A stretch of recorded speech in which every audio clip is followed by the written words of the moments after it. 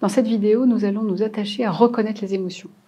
Nous pourrons pour cela nous appuyer sur les travaux de Paul Ekman, un chercheur américain qui a étudié les émotions de longue date.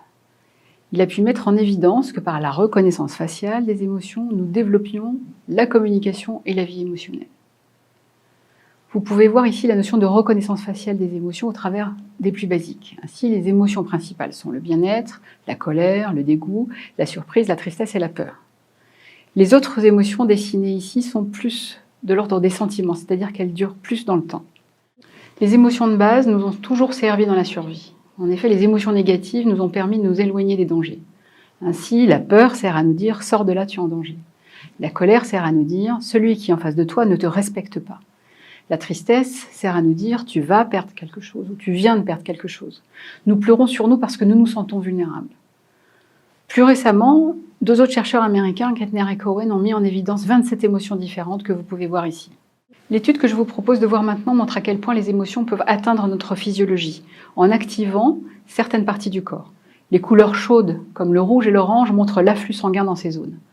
Vous voyez que la peur peut nous concentrer le sang dans la partie centrale du thorax. La colère, au contraire, va activer un flush sur tout le haut du corps. Vous voyez que la dépression peut, quant à elle, nous vider littéralement du flux sanguin.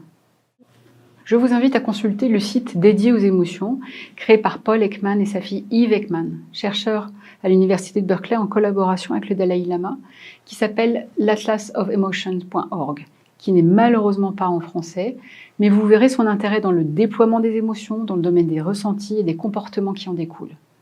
Il est également indiqué que le premier pas est de reconnaître, d'identifier et de décrire les émotions que vous ressentez. L'objectif étant d'avoir de plus en plus de contrôle sur l'activation de nos émotions et la manière dont nous allons y répondre. La classe des émotions vous aide ainsi à construire un vocabulaire pour illuminer votre monde intérieur, nos émotions évoluant dans le temps, selon notre âge et selon les circonstances. Faisons maintenant un exercice pour apprendre à reconnaître nos émotions. Vous marchez dans la rue et vous reconnaissez un ami sur le trottoir d'en face, en direction duquel vous souriez et agitez la main. La personne n'a pas l'air de vous voir et poursuit son chemin. Ma question est, comment vous réagissez-vous? Que pensez-vous? Que ressentez-vous? Observez ensuite ce qu'engendrent les pensées, les émotions et les sensations corporelles qu'elles suscitent. Plusieurs réactions sont possibles. Imaginez-en quelques-unes. Une première pensée pourrait être « c'est pas grave, l'émotion est neutre et les sensations corporelles n'ont rien de spécial ». Un autre pourrait être « il ne m'a pas reconnu », vous ressentez peut-être une déception, une perte d'énergie. Cela pourrait être encore que cette personne est coincée, vous serez peut-être en colère avec le haut du corps activé. Certains diront « je me sens seul, délaissé » et ressentir de l'angoisse avec des papillons dans le ventre. Enfin, certains diront « personne ne m'aime », ce qui ne manque pas de générer de la tristesse et un poids sur les épaules.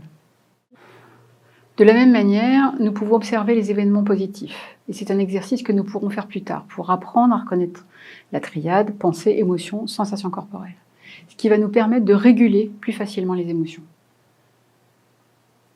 Pour réguler nos émotions, appuyons-nous sur cette faculté de repérer qu'un événement conduit à une pensée, qui elle-même conduit à une émotion, qui elle-même provoque une sensation corporelle. Le but de cette étape est simple. Comment rester présent quand naturellement nous voulons fuir ce qui est désagréable et nous accrocher à ce qui est agréable? Confronté à un événement désagréable, notre réaction est l'évitement expérientiel ou l'aversion à ce qui est présent. Nous allons avoir 3 façons de réagir. Soit nous évitons la situation problématique en adoptant tel ou tel comportement. Ainsi, par exemple, si l'on souffre de phobie sociale, on ne sort plus de chez soi. Soit nous fuyons l'expérience émotionnelle désagréable par la pensée, nous pensons à autre chose. Soit devant un problème à résoudre, nous nous accrochons au problème et essayons de le résoudre. On s'énerve, on réfléchit, on est incapable de lâcher prise. Plutôt que de fuir les émotions désagréables, nous focalisons notre attention sur l'effet de ces émotions dans notre corps, pour les modérer. Appréhender et découvrir avec curiosité la manière dont notre corps, notre physiologie réagit à une émotion est la meilleure manière d'y faire face. Nous régulons nos émotions en faisant attention lorsqu'un événement survient, en recadrant notre attention dans notre corps pour enfin l'accepter. Il ne s'agit pas d'accepter de nous soumettre, mais d'accepter la réaction qui nous traverse. Sinon, nous nous épuisons.